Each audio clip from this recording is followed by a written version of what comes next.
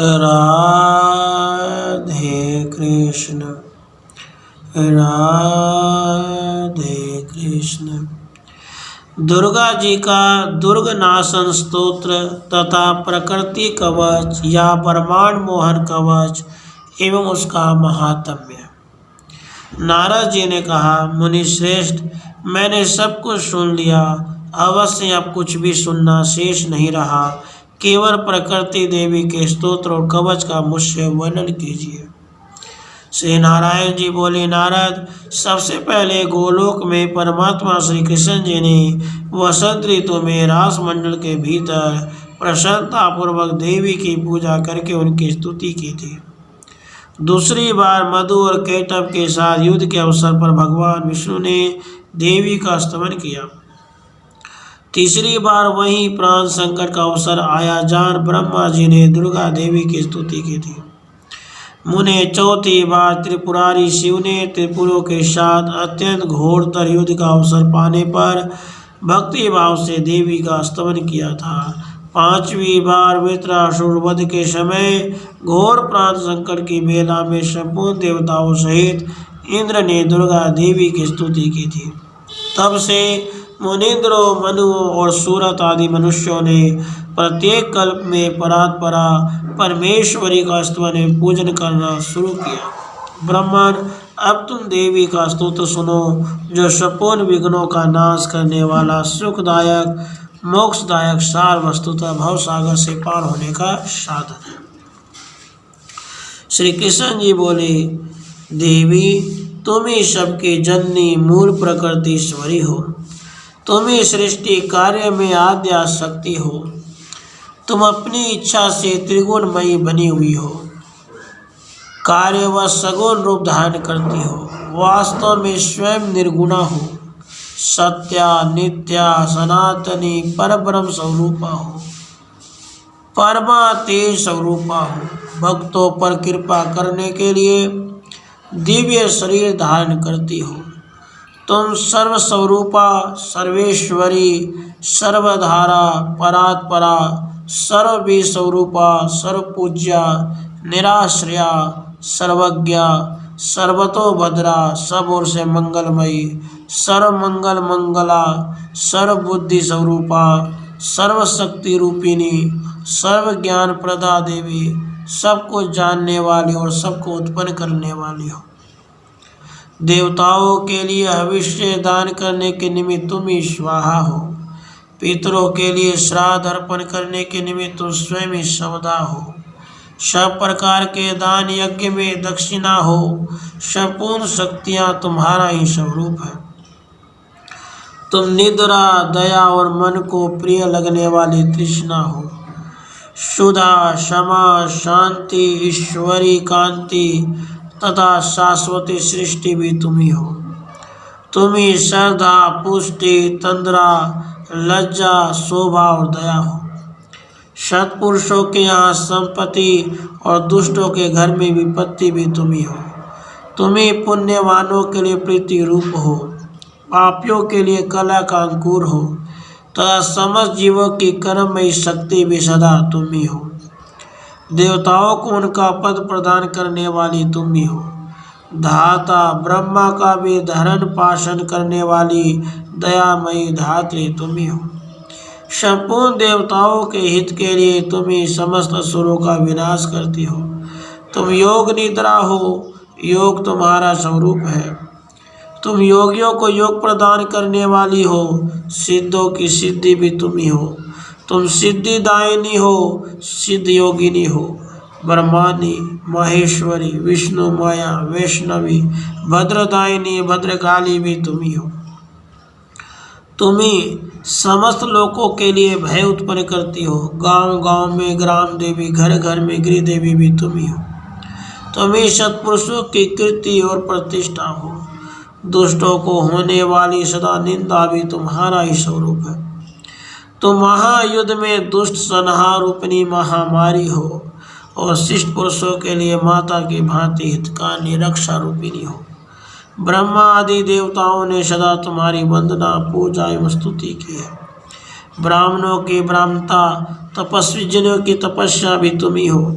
विद्वानों की विद्या, बुद्धिमानों की बुद्धि, सत्पुरुषों की मेधा समृद्धि, प्रतिभाशाली पुरुषों की प्रतिभा भी तुम्हारा ही स्वरूप है।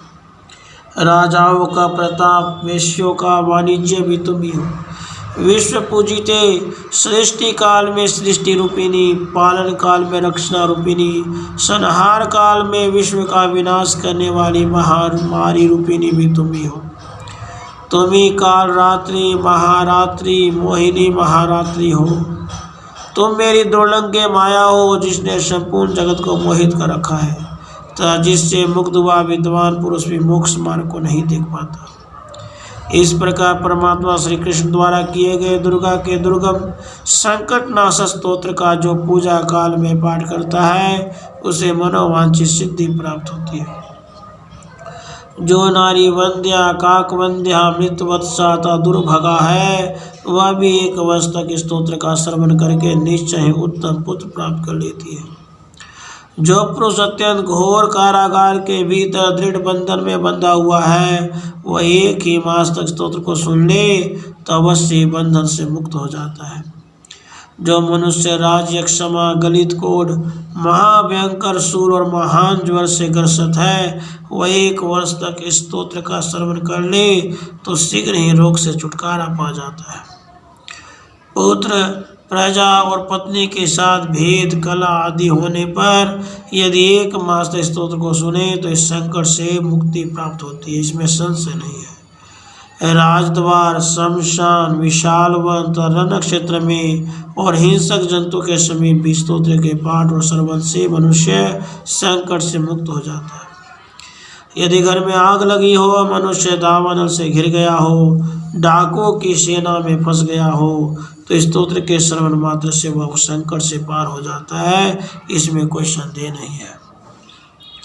जो महादरिद्र और मूर्ख है, वह भी एक वर्ष तक स्तोत्र को पढ़े तो निस्संदेह विद्वान और धनवान हो जाता है। नारद जी ने कहा, समस्त धर्मों के ज्ञाता तथा संपूर्ण ज्ञान में विशारद भगवान ब्रह्मांड मोहन नामक प्रकृति कवच का वर्णन कीजिए।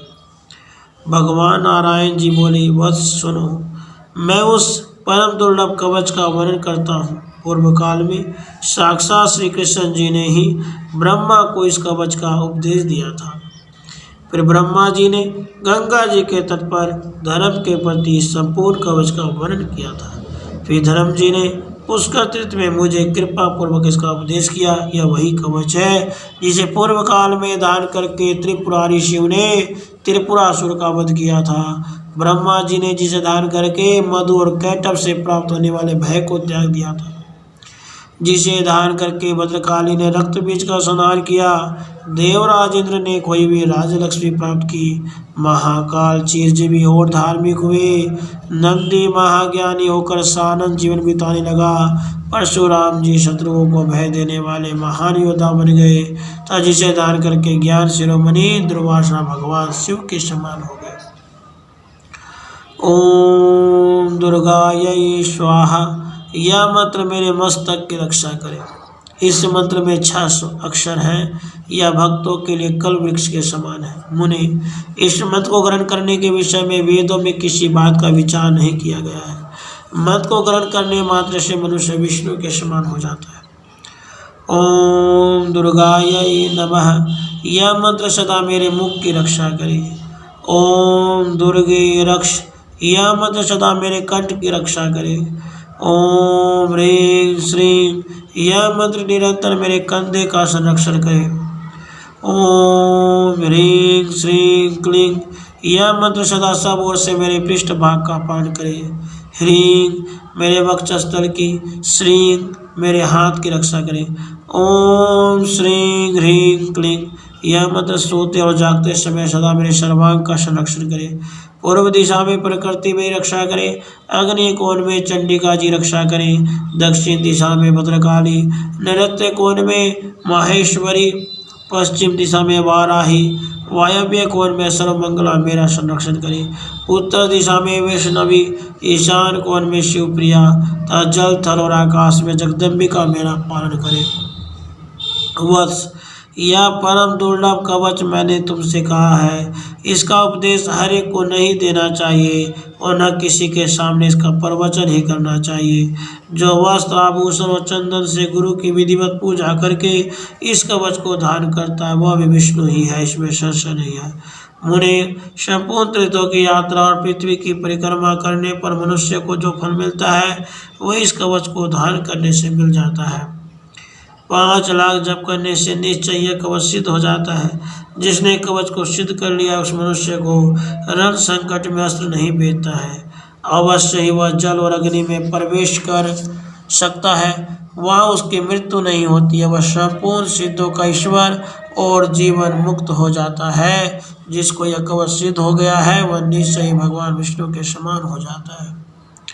मुनि, इस प्रकार प्रकृति खंड का वर्णन किया गया जो अमृत की खांड से भी अधिक मधुर है। जिन्हें मूल प्रकृति कहते हैं, जिनके पुत्र गणेश है, उन देवी पार्वती ने श्री कृष्ण जी का व्रत करके ही गणपति जैसा पुत्र प्राप्त किया था। साक्षात भगवान श्री कृष्ण अपने अंश से गणेश हुए थे। यह प्रकृति खंड सुनने में सुखद और सुधा के समान मधुर है। इसे सुनकर वक्ता को दही अन्न भोजन करावे और उसे स्वर्ण दान दे। बछड़े सहित सुंदर गौ का भक्ति पूर्वक दान करें। मुनि, वाचक को वस्त्र आभूषण और रत्न देकर संतुष्ट करें। पुष्प आभूषण वस्त्र तथा नाना प्रकार के उपहार ले भक्ति और श्रद्धा के साथ पुस्तक की पूजा करें। जो ऐसा करके कथा सुनता है उस पर भगवान विष्णु प्रसन्न होते हैं। उसके पुत्र पौत्र आदि की वृद्धि होती है। वह भगवान की कृपा से यशस्वी होता है। उसके घर में लक्ष्मी निवास करते और अंत में वह गोलोक को प्राप्त होता है। उसे श्री कृष्ण जी का दास्य भाव सुलभ होता है तथा भगवान श्री कृष्ण में उसकी अविचल भक्ति हो जाती है। इति प्रकृति खंड संपूर्ण। राधे कृष्ण, राधे कृष्ण।